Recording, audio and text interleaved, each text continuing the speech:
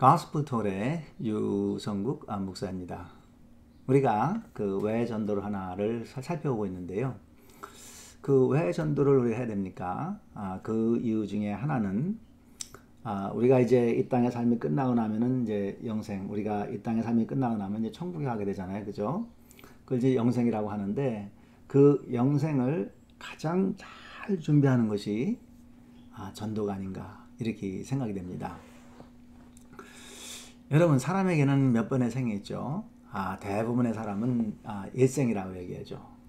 근데 우리에게는요, 일생이 아닌 삼생이 있습니다. 삼생이 있어요. 인생에는 태생, 일생, 그리고 영생이 있습니다. 아기가 엄마 뱃속에서 9개월 또는 길면은 10개월 동안 있게 되는데 우리는 이것을 태생이라고 하죠. 아기가 엄마 뱃속에서 태어날 때부터 그 인생이 이제 일생이 시작이 되죠, 그죠? 일생이 시작이 되는데 사람은 대개 70년 또 요즘에는 이제 80년, 어떤 사람은 90살, 어떤 사람은 이제 100살까지 사는 사람이 있게 되는데 그거를 이제 그 일생이라고 그러죠. 근데 일생이 끝나면 모든 것이 다 끝나는 겁니까? 아닙니다. 일생이 끝난다고 모든 것이 끝나는 것이 아니고요. 일생 뒤에는 영생이 있습니다. 예수님은 영생이 있음을 분명하게 말씀하시죠. 예수님께서 영원히 죽지 않는다라고 말씀하고 있죠. 요한복음 11장 25절에서 26절에 예수께서 이르시되 나는 부활이요 생명이니 나를 믿는 자는 죽어도 살겠고 무릇 살아서 나를 믿는 자는 영원히 죽지 아니하리니 이것을 내가 믿느냐. 예수님께서 분명하게 말씀하시죠. 나를 믿는 자는 영원히 죽지 아니하리니 이것을 내가 믿느냐. 여러분 믿습니까? 근데 어떤 사람은 눈에 안 보이는 영생은 없다고 말합니다. 저희 아버지가 그랬어요. 늘 저한테, 야 성구가 너 하나님 봤어? 너 하나님 봤느냐고. 제가 아니 그 안 보이는 하나님을 믿어? 어떤 사람은 눈에 안 보이니까, 영생이 안 보이잖아요. 안 보이니까 없다고 말하는 사람도 있어요, 그죠? 저는요 금요일 아침마다 병원에 신방을 가곤 했는데요. 병원에 가게 되면 이제 대부분 아주 몸이 많이 아프신 거의 이제 인생의 마지막 그 단계에 오신 그런 할아버지 할머니를 많이 만나게 돼요. 얼마 전에는 이제 86세 되신 할아버지를 병원에서 만났거든요. 그래서 이제 저는 그렇게 소개를 하죠. 저는 이웃에 있는 교회를 섬기는 유성근 목사입니다. 근데 할아버지 어디가 아프세요? 근데 이 할아버지가요, 몇 년 전에 위암이 걸려갖고 수술을 이제 잘 했는데 또 얼마 지나고 나니까 그 암이 전이가 돼갖고 대장암이 걸려서 이제 대장암 그 대수술을 받고 나서 이제는 쉬고 있다고 그렇게 말합니다. 그래서 제가 이제 할아버지한테 물어보죠. 할아버지 혹시 예수님 믿으세요? 근데 이때요 대부분 사람들을 보면은 그 두 종류의 사람이 있는 것 같아요. 그 평상시에 예수님을 잘 믿는 사람들 있잖아요. 늘 성경 읽고 늘 기도하기를 힘쓰고 그다음에 교회 가서 열심히 교회를 섬기고 이런 분들 있잖아요, 그죠? 그 신앙생활 아주 꾸준하게 또 성실하게 하는 분들 있잖아요. 그 몸이 이렇게 아픈 상태에서도요, 예수님 믿으세요? 이렇게 물어보면요, 그 얼굴에서 이 빛이 나기 시작하면서 그 예수님 있는 얘기를 스스로 해요. 스스로 하고 그런 분들의 이렇게 얼굴을 보면은요, 아픈 상황이지만은 확실한 소망을 가지고 이야기를 해요. 그런데 이제 다른 종류의 그 사람들이 있는데 이분들은 뭐 설령 교회를 뭐 다녔다고 해도 이 건성으로 다니는 분들 있잖아요, 건성으로다가. 그리고 또 뭐 다른 종교를 믿든지 또 무신론자든지 이런 분들 있잖아요, 그죠? 이런 분들 되게 보면은요, 이제 자기 자신이 알죠. 인생의 마지막 부분에 와 있다는 거 아는데 이런 분들 대부분이 보면은 얼굴이 굉장히 무거워요. 몸도 이제 물론 아프죠. 몸도 이제 막 아프고 하지만은 그 얼굴을 보면은요, 진짜 소망이 없어 보이고 아주 무거워 보이고 아주 두려워하는 그런 모습이 얼굴에 써 있어요, 그죠? 그래서 제가 이제 그 할아버지한테 할아버지 예수님 믿으세요? 이렇게 물어보니까 할아버지가 이제 설명을 합니다. 이제 할아버지의 이제 말씀이에요. 저는 고려대학교에서 영문학을 전공했어요. 그 후 이제 공부를 잘해서 일찍 박사학위를 얻고 또 고대에서 평생 교수를 하다가 은퇴하였습니다. 제 아내는 신앙이 있는데 저는 무신론자였습니다. 제 아내가 하나님을 믿는다고 하면 하나님을 믿는다고? 그래서 하나님 믿는다는 사람들 보면요, 참 어리석다. 진짜 못 배워서 저렇지 무식하다라고 이렇게 생각을 했습니다. 할아버지 얘기예요. 근데 우리나라에서 몇 명의 학자들이 선발되어서 이제 아주 젊고 똑똑하니까 이제 그 옛날에 이 할아버지가 선발된 거예요, 그죠? 미국으로서 미국 학자들과 뉴욕에서 컨퍼런스를 이제 한 거죠.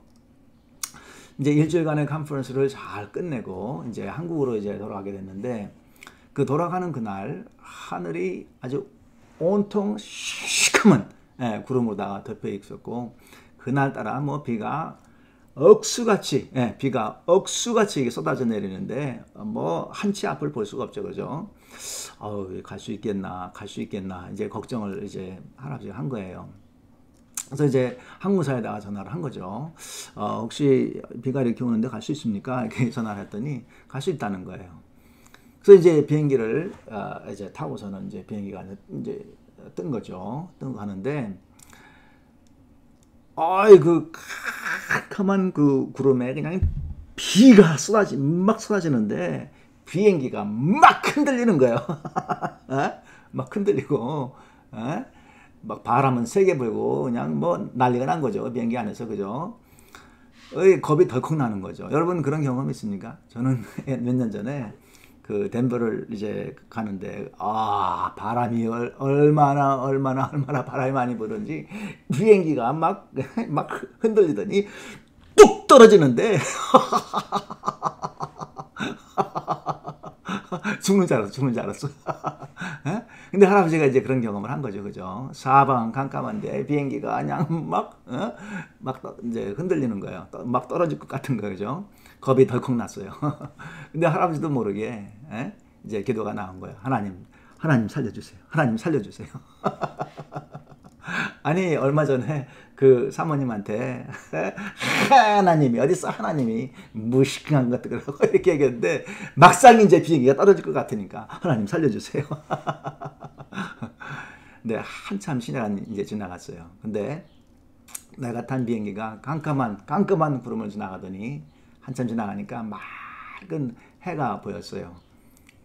이제 맑고 밝은 해가 보이는 그 하늘에서 구름을 이제 밑으로 보니까 아주 사방이 고요하고 사방이 평온하고, 이때 저는 저의 모습을 보았어요. 해는 있는데 해가 없는 게 아니고 구름에 가려서 이게 해가 안 보였구나. 그때 이제 샌프란시스코 날아가고 샌프란시스코에서 이제 한국으로 가면서 해가 없는 게 아니구나. 그래서 이제 깨닫게 됐는데 하나님이 없는 게 아니라 해처럼 하나님은 늘 있는데 이 구름에 가려서, 죄의 구름에 가려서 해가 없다고 내가 지금까지 그런 삶을 살았구나. 죄의 구름에 가려서 나는 하나님이 있음에도 불구하고 없다고 했구나 라고 생각을 하게 되었어요. 그 사건 이후로 나는 하나님을 열심히 믿게 되었어요. 이젠 죽어도, 목사님 제가 암 수술했지만은 이제는 죽어도 전혀 두려움이 없습니다. 나는 분명히 그 천국에 갈 준비가 되었습니다.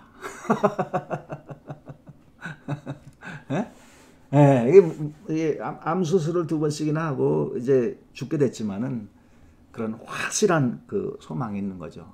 나는 천국에 반드시 간다. 그런 소망이 있는 거죠.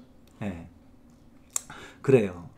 이 고대 영문학 그 교수님이 영생이 있음을 고백하듯이 영생이 눈에 안 보인다고 없는 게 아닙니다. 영생이 있는 거죠. 성경이 그렇게 가르치고 있는 거죠. 사람에게는요, 태생, 일생, 그리고 영생이 있습니다. 이 태생은 뭐냐 하면요, 일생을 준비하는 일생을 잘 살기 위해서 준비하는 기간을 우리가 태생이라고 하죠. 이때 엄마는요, 아기에게 있을 일생을 잘 준비시켜 주기 위하여 아기에게 해가 되는 모든 것을 끊습니다. 커피를 너무 좋아해갖고, 뭐 다방 커피고, 또 뭐 드리핑하는 그런 커피고, 각종 커피, 뭐 스타벅스 커피, 하루에 2잔도 좋고 3잔도 좋고 이렇게 커피를 너무 좋아하던 그 엄마도요, 내가 임신했다 그러면요, 그 맛 좋은 커피를 딱 끊고요. 또 술을 그냥 꿀꺽꿀꺽 그냥 막 마시고 놀고 이러던 엄마도요, 일단 애한테 해가 된다고 생각하면 그 술도 딱 끊습니다.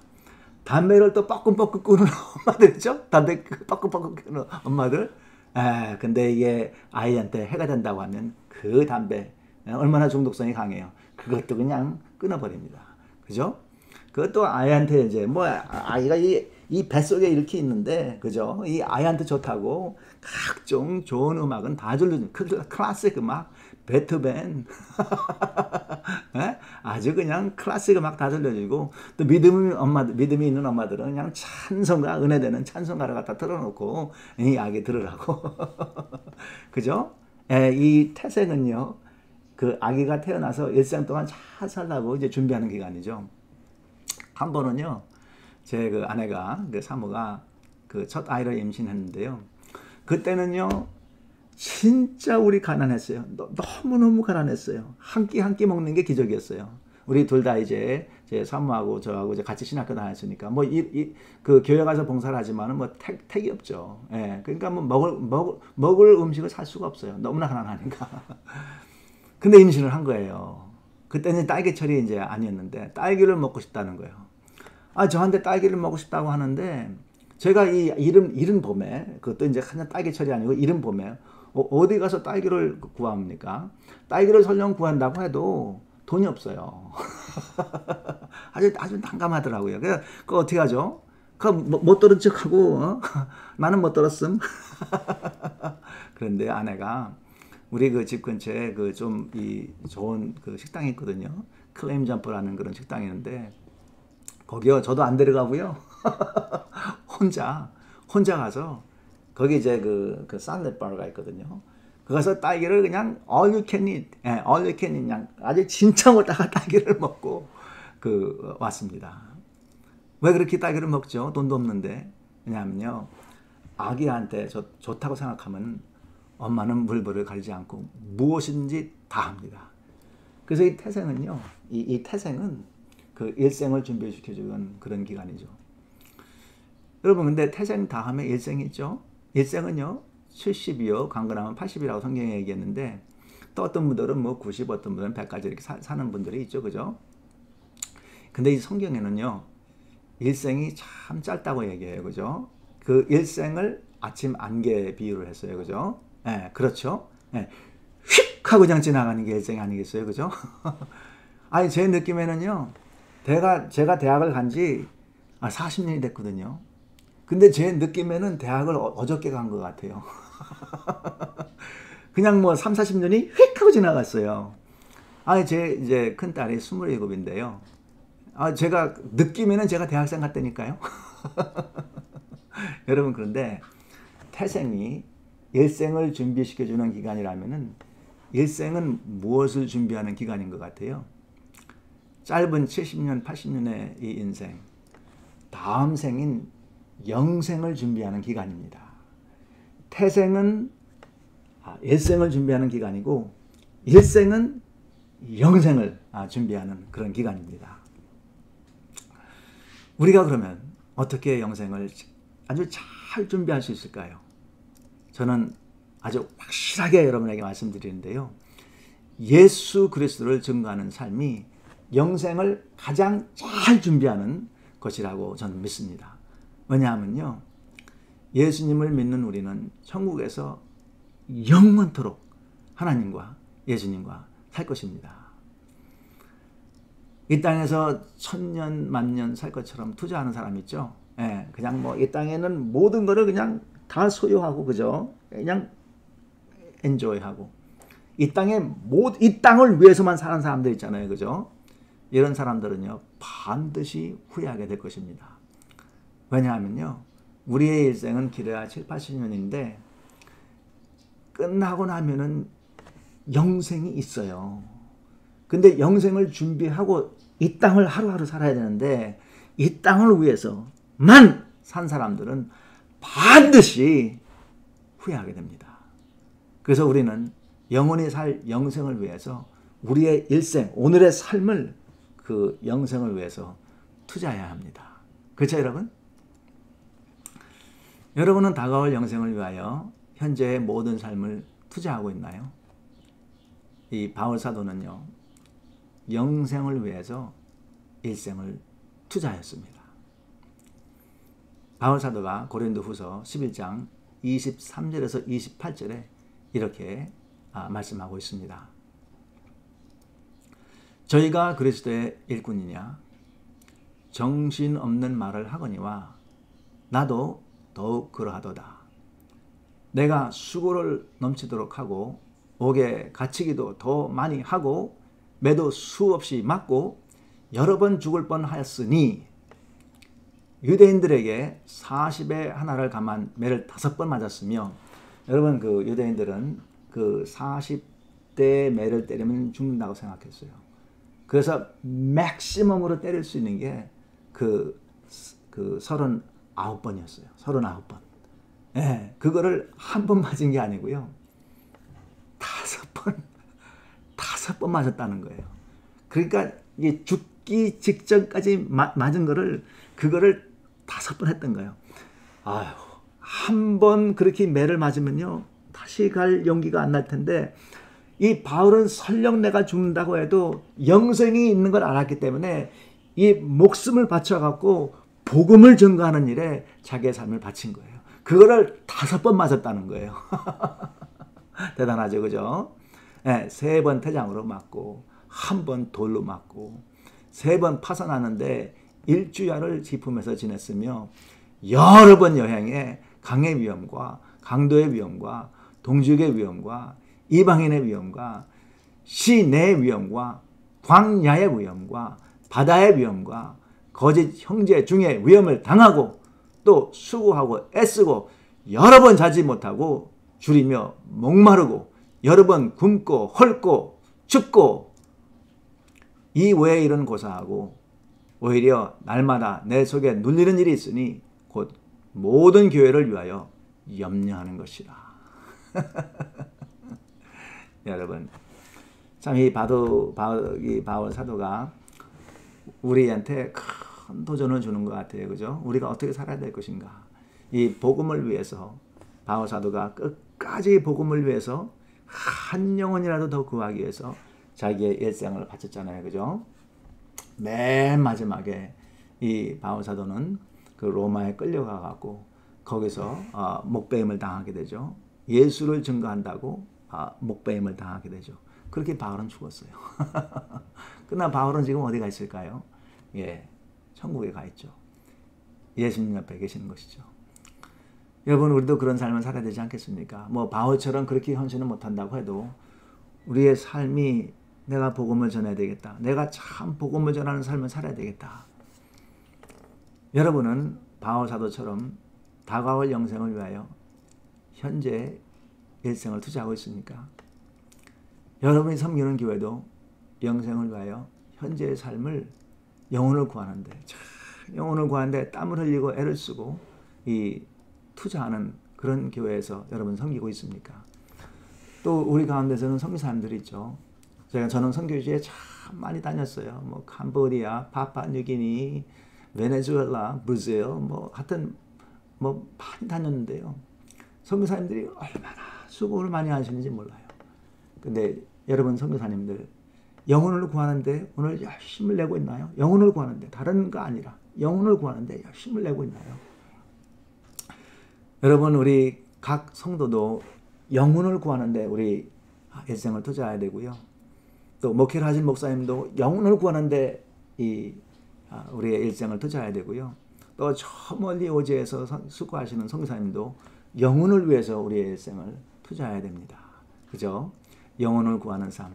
그 삶이 절대로 우리의 인생이 마감이 됐을 때 절대로 후회하지 않는 그런 삶이 될 것입니다. 오늘도 여러분, 또 이번 주에도 저와 함께 열심히 복음을 전하는 그런 삶을 살도록 합시다. 하여튼 열심히 복음을 전하는, 열심히 복음의 씨앗을 뿌리는 그런 삶을 살도록 합시다. 네, 지금까지 Gospel Tour의 유성국 목사였습니다. 감사합니다. 샬롬, 샬롬.